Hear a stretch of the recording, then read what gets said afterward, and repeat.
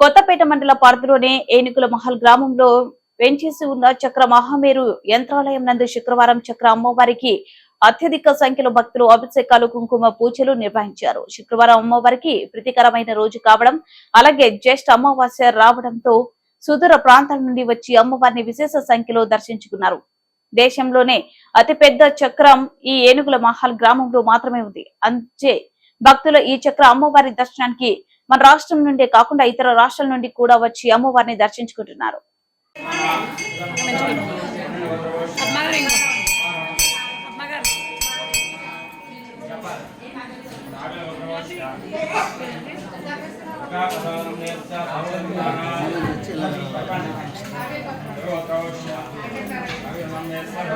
శ్రీచక్రం